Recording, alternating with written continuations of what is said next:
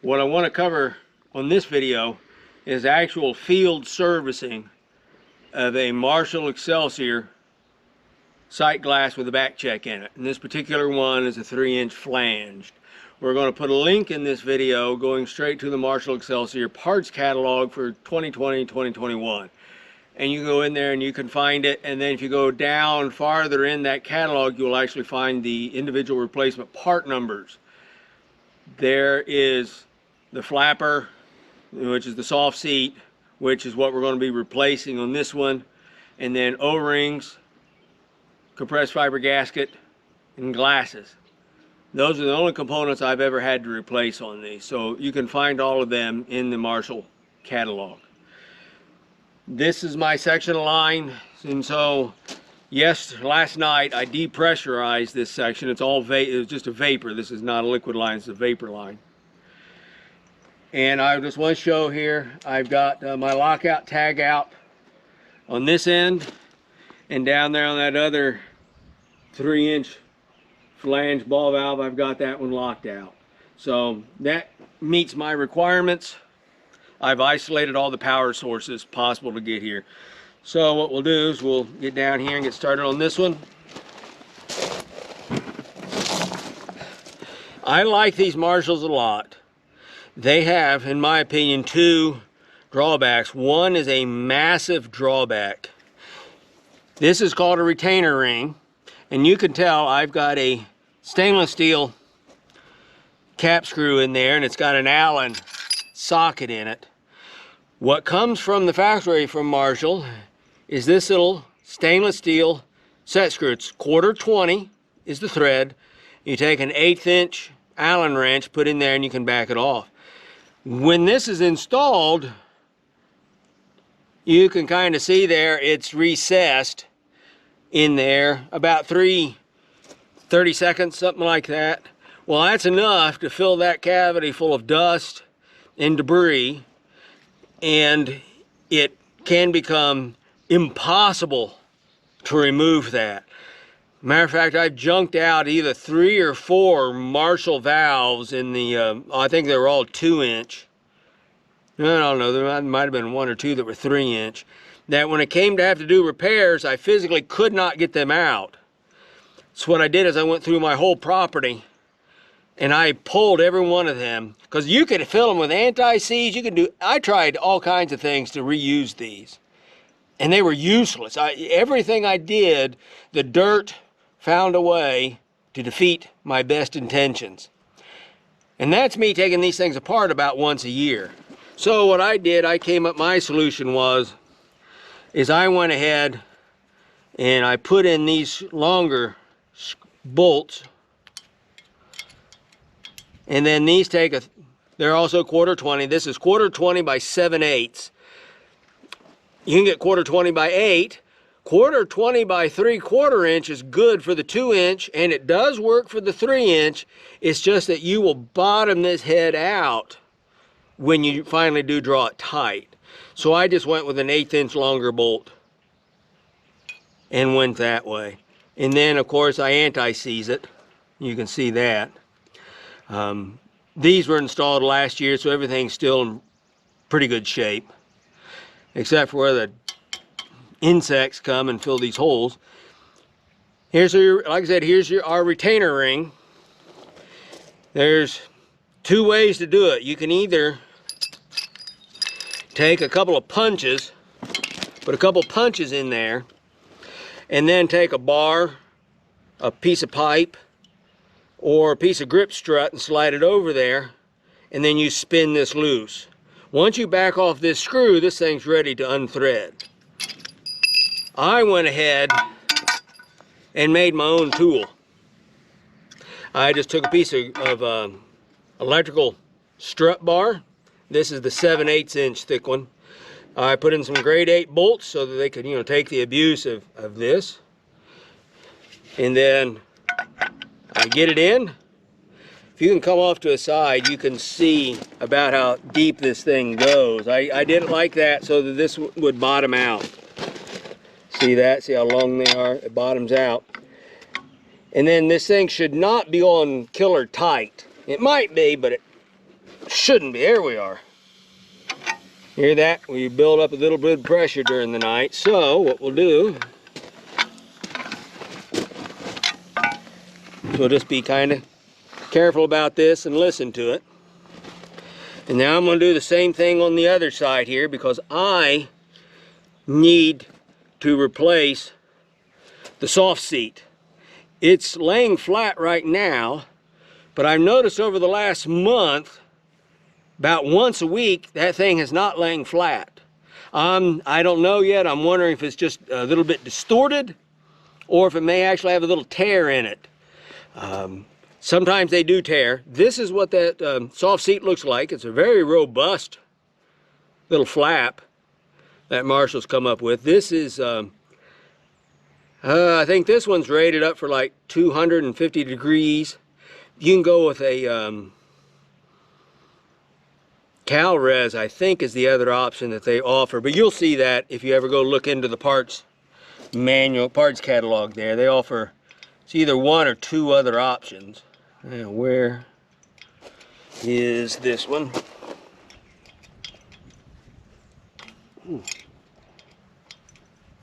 And these set screws do not have to be killer tight either.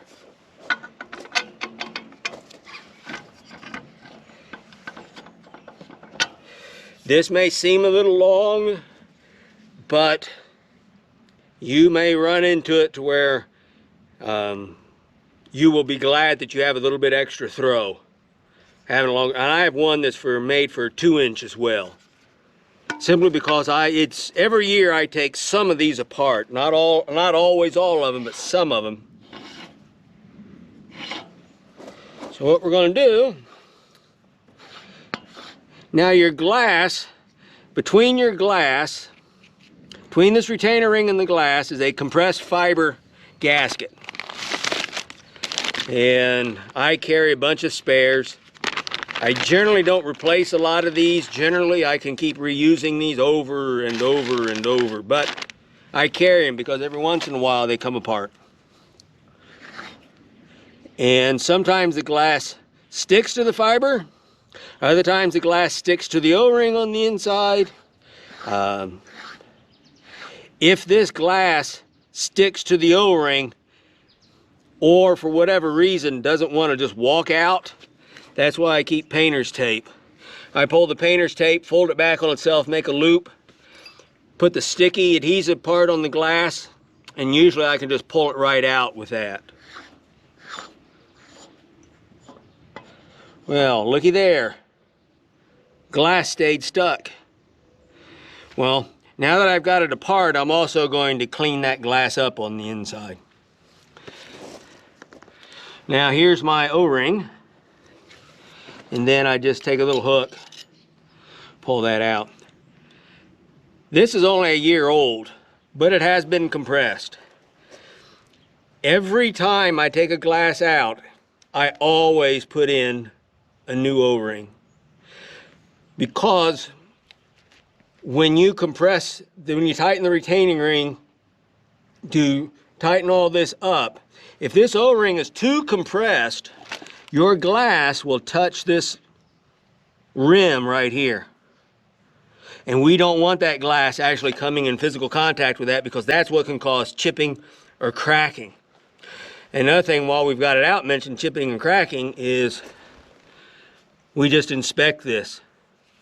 Make sure there's no chips around in here. Make sure we don't see any cracks. It's part of the reason why we're going to spray this down with window cleaner, glass cleaner, and take a look. Oh, gee, that one's really stuck. So I don't care, it doesn't interfere with me. And just so I don't make a mistake, I toss that off to a side. Now we'll do the same over here.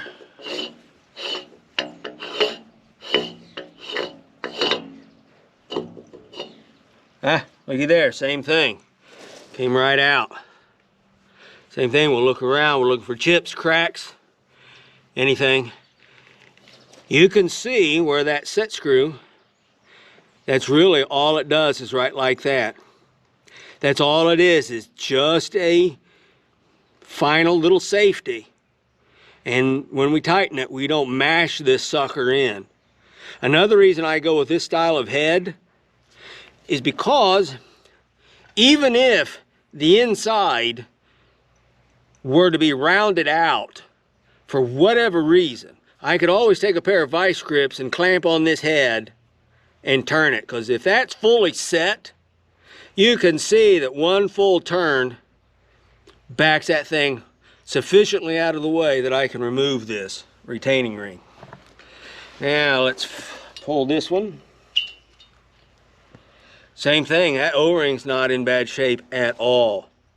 I suppose if I was desperate to do a repair and I didn't have any replacement O-rings, you could reuse that one. But I have a choice and we will not reuse it. So now you can see we've got, this is how the flap works.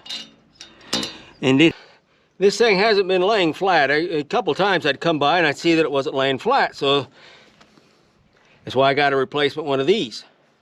I figured it's probably distorted or possibly got a little tear in it. Either one could cause it sometimes to not lay flat. So I've got a pin runs through here and one side is splined. So this side over here is splined, this one isn't, so we just take a punch, tap that out.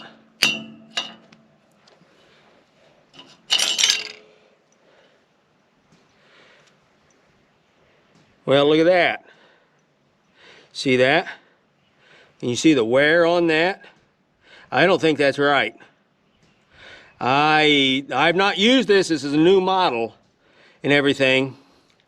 It's the first time I've had this model apart, but that just doesn't look right. Let's take a look at this.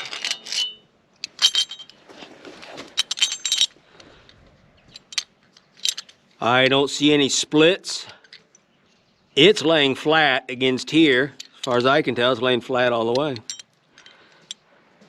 Part of my spare parts is a spare pin.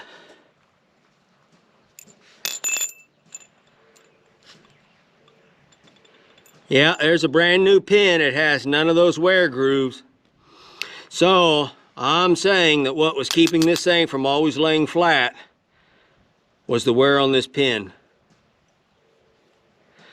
I can also honestly say I've taken apart a lot of 2 and 3 inch. They're the threaded ones, not this, but essentially it's all the same mechanism. I've never had one grooved like that. But this is also the back check valve in my recovery line, so it also has a lot more movement than normal. So what I'm going to do is I'm going to call this good. As far as I'm concerned, there's nothing obviously wrong. I'm going to say my problem all stemmed from this pin right here. And just to make putting the pin back a little bit easier, I'm going to put just a little bit of petroleum jelly on that, just a little bit. So let's get this reinstalled.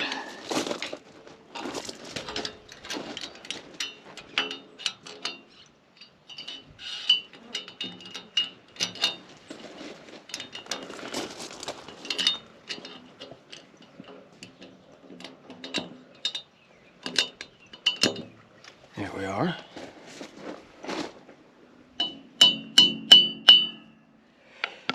Then once you get it flush, once you get this spline driven to where the top is flush, you just take a punch and you set it just a little bit.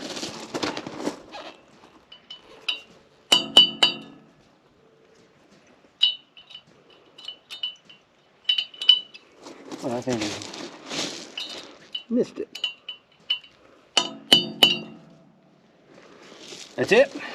We're done. We're done on that. Let's make sure we got movement. Everything looks good. I'm convinced that was my culprit. So I want to save that. So now there's 2 things. One, it's time for a new O-ring. And of course I always lube them up a little bit. Just a little bit. So that once the glass makes contact, if it rolls somewhat, I want that lubricity there to keep it from distorting the O-ring. And then just put a little bit of petroleum jelly on the first 2 or 3 threads here as a lubricant, and also as kind of a dust barrier. Doesn't take a whole heck of a lot, just enough. So I'm going to go ahead and O-ring up the other side.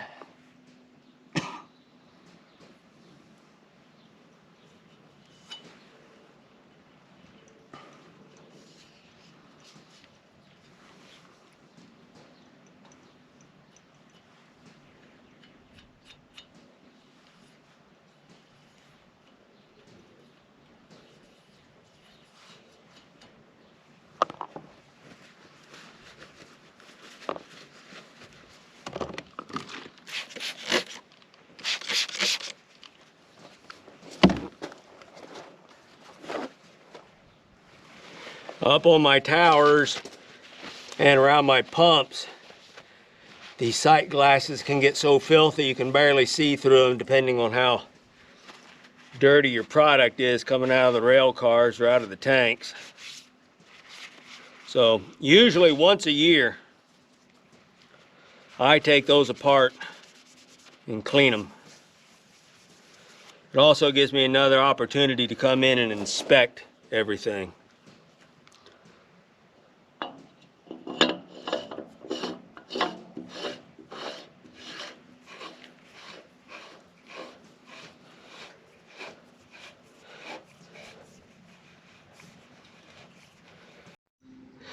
All right, I've got this one in hand tight. I've got the other retaining ring in hand tight. We just take my wrench here, go the right way, of course. Yeah, we're really snugging up. Right there, we are tight. I just snug it. That's all you do. You count on that O-ring making your seal. Not the tightness of it. Now, we'll set this. Once I get it to touch like that, I usually come in here. Come on now, drop in there. Just a little bit. You don't need to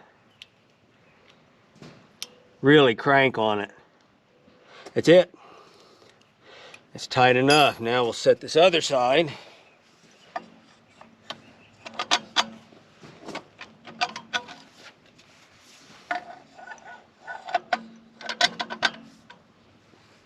Tight. Snug it up. That's it.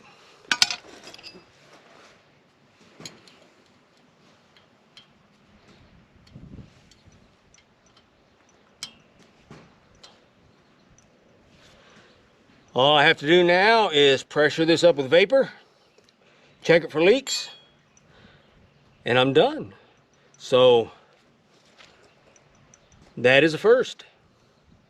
I will now have to restock my supply on pins because all I had was one.